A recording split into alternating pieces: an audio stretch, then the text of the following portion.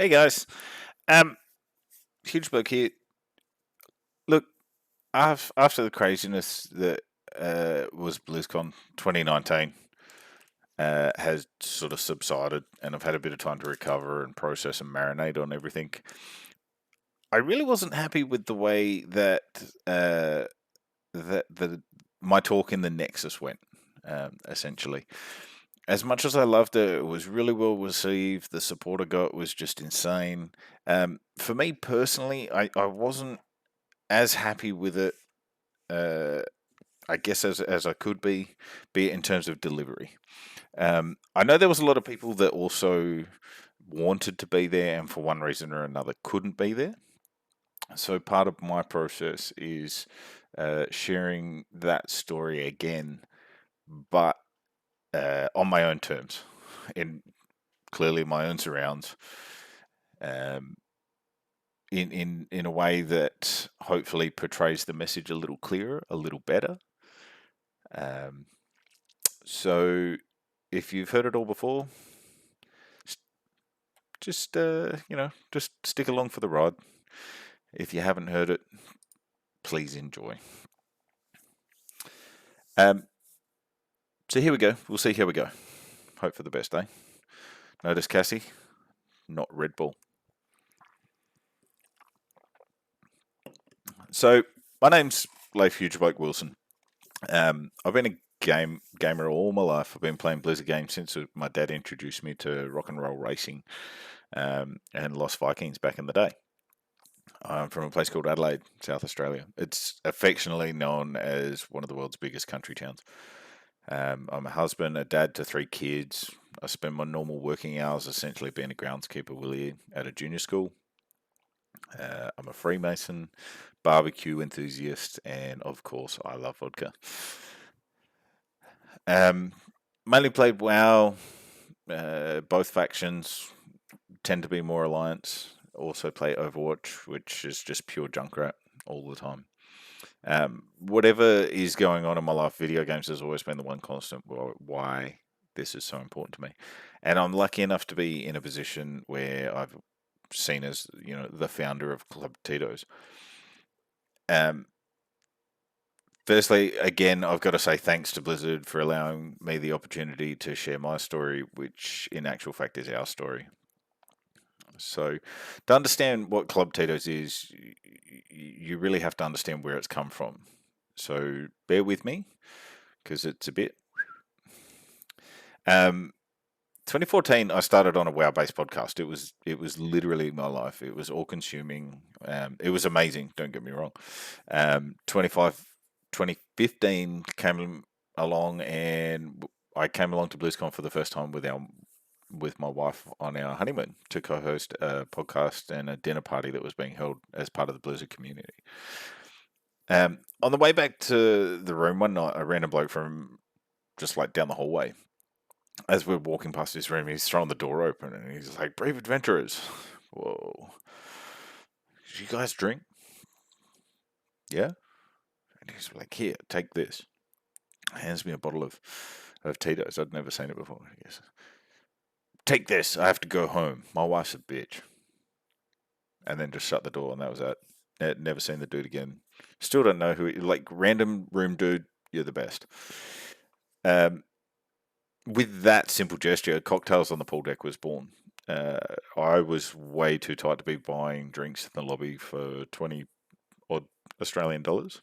So everyone we met, especially with that group of people, it was like cocktails on the pool deck. The irony being is that room neither had a pool or a deck. It became a thing every night. We'd all gather on our pool deck and have a few drinks before heading down to the parties, as we all know, in the Hilton lobby. I left the podcast early in 2016 as real life sort of got in the way, and something had to go. I threw caution to the wind and I went back to BlizzCon in 2016, but this time riding solo, which that was a big thing for me. That was the first time I'd left the country by myself. Leading up to the con, I was intentionally and purposefully isolated and frozen out, per se, by the very people that I'd flown halfway around the world to see and spend time with. So by the time day one of the convention came around, I had a massive panic attack in the middle of the con floor. It hit me for whatever reason that I was totally alone on the other side of the world with no one around that I really knew or trusted, and basically had a full turbo breakdown. Barrel, barreled my way outside, got through like the crowd and the food trucks and fresh air. I got back to the hotel room, and luckily my roomie wasn't there because I had a pretty major meltdown, which continued in amazing fashion. And I legitimately still feel sorry for the housekeeping lady because she was there. She walked in on that mess. Like it was, yeah, she's going to be damaged. Um, I got on Skype. I got on Skype with the wife, and that's when tears came pouring out. I hated it. I'd made a mistake. I shouldn't have come. I wanted to go home. This is messed up. I don't care if it's $19,000 redos to change the flights and whatever. Like I just want to go home. So my superstar wife talked me down per se. She reminded me it's a dream opportunity to come myself. Don't worry about others or losing friends, and to just do what you do and make new ones to seize the carp, which is a weird saying in our house that we've adopted over the years, but that's a different story for a different day. I pulled myself together and listened to some motivationals on YouTube, which ironically enough was Metzen opening BlizzCon the year before. Got cleaned up, stood proud in front of the mirror, and I was like, you know what, we can do this. I hunted down the two people that I knew and clung on for all dear life. Made them aware I was having a rough day and that I was going to wing it and just see where we land.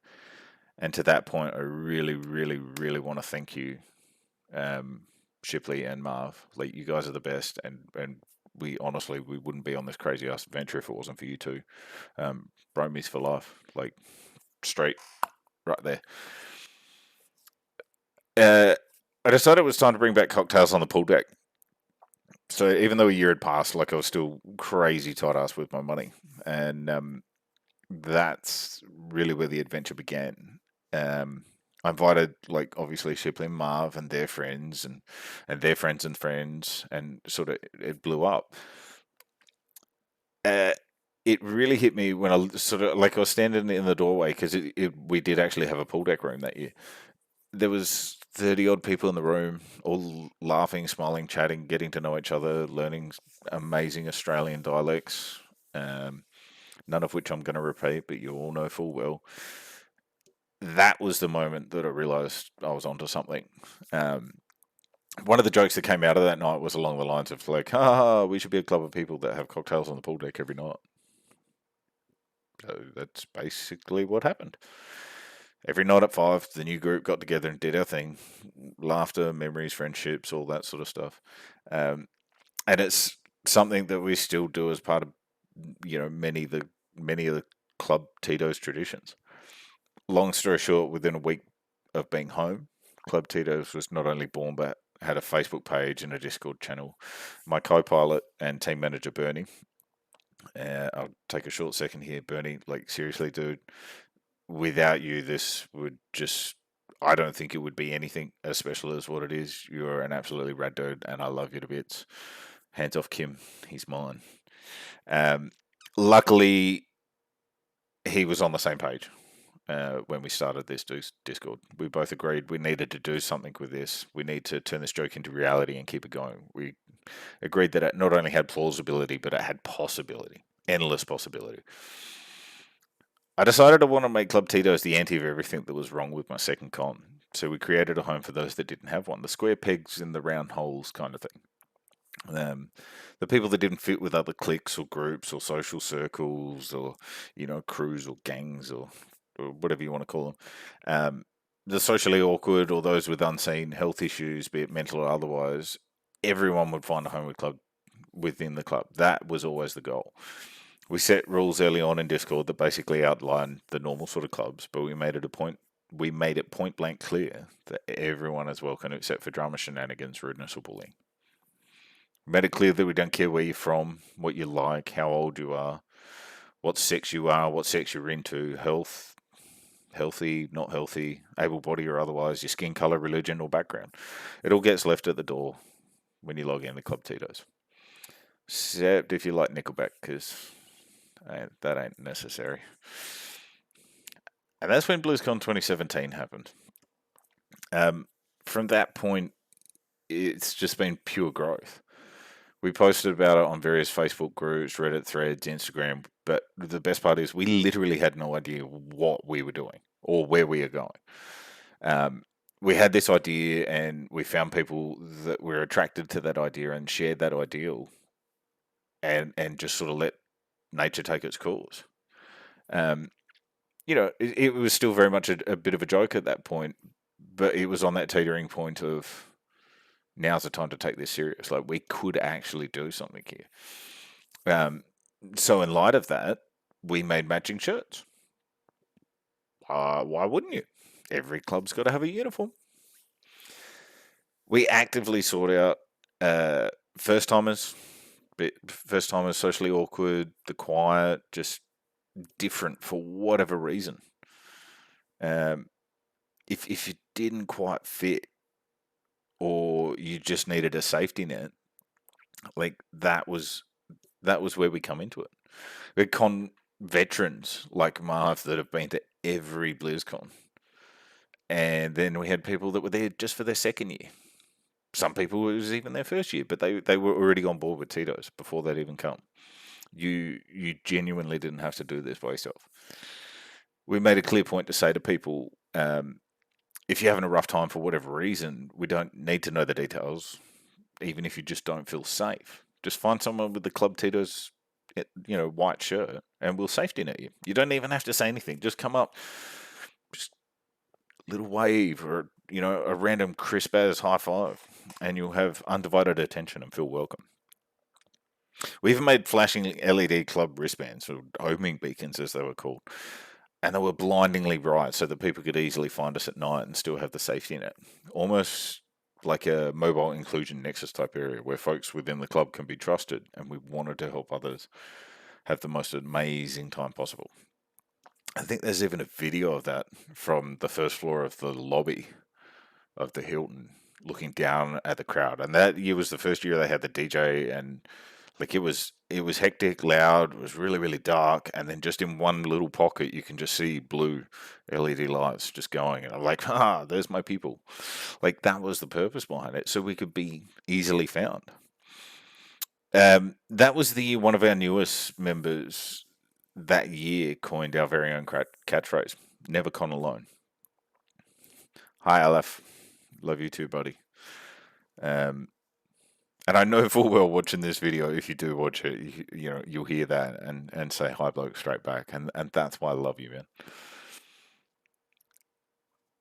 To sort of get back on track a little, like from there, it's just been like my head hurts in so many different ways at where this adventure's taken us. Discord's, I mean, after BlizzCon 2019, there's 350 odd members. We got people from literally all around the world, like Australia, America, Canada, England, Sweden, Hungary, Iraq, France. Oh God, I can't even. Mexico. There's a couple of people from Mexico. There's the Brazilian guy. He's joined in and having the time of his life. Like that it just blows my mind. I think there's even a dirty Kiwi in there somewhere. We got a 16-year-old kid who sends report cards so we can help keep him on track. We now have a 15-year-old kid from England who, up until now, didn't believe his dad actually had friends. A bloke in a wheelchair, different addictions, different sexual orientations, different health issues. We've talked through depression, breakups, high-risk mental health, suicide. We've found people homes, couches to crash on. There's a roll call for different cons so that you truly don't have to con alone wherever you are or wherever you're going. We've formed not only friendships, but family ships. And we've even got a few relationships and a wedding coming up. We've stood side by side and farewelled a friend we've never met to comfort a now lifelong brother. Because nobody should go through that by themselves. And luckily, didn't have to. We've travelled the world to visit each other in our homes. Our kids, the very next generation of gamers, have had video calls with each other and played games together, or in some cases, just tried to eat the phones at the same time. We've literally saved each other's lives, be it from choking on chicken bones or looking the wrong way while playing International Frogger. I've had a chance encounter with Mr. J. Allen Brack and got a chance to share our stories and personally thank him for giving us the games that in turn have given us a family and a home. Now, the irony when I wrote that is I had no idea that that would happen again. Again, I can't even process that while trying to get through this. But we'll circle back to that. We shared Tim Tams with Roadhog and Sylvanas. For crying out loud, we have a Club Titos sea shanty theme song written by our very own Jay the Tavern Bard. Jay, you know I love you, man. All you got to do is look at that flag, brother, and you'll know I'm not alone in that. Most importantly, though, we shared these adventures together, and we created memories that, as I said numerous times this year at BlizzCon, like I'm going to be 97 and I'm going to have sundowners and just be sitting in my rocking chair at the nursing home chuckling. You know, be it the conga line of train whistles through the Hilton lobby, or, you know, that one time one person accidentally had a bit of an accident with a pot plant in an elevator.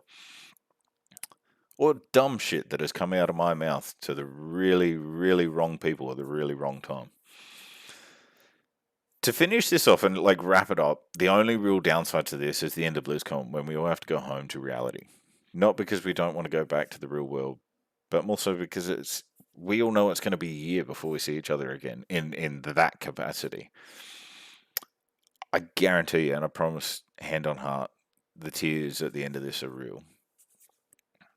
I remember saying to one particular member who was fighting back tears at the traditional fountain farewell, if we've changed your life so profoundly that you feel the need to cry, I think it's safe to say you can just let it out and nobody's going to care.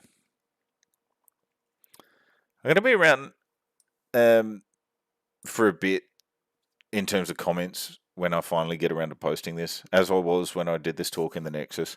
I tried to hang around to dish out some hugs and high fives and things like that. And as the way BlizzCon works, I ended up taking off to go and watch a wedding under the Dark Moon Fair arch that was hosted by one of our members who got ordained so that he could, like, man, I don't even know how that, oh man, I love this place. It might have been a story about how this all got started, but it really it doesn't end here, and I think we're all comfortable with that fact. It really does come down to each and every one of us. And as I said in my talk on the day, make sure you go forward, be awesome to each other. Thanks for stopping by to listen to this, somewhat updated version. Thanks for listening. Never con alone. And as always, good job. Love, peace, and chicken grease.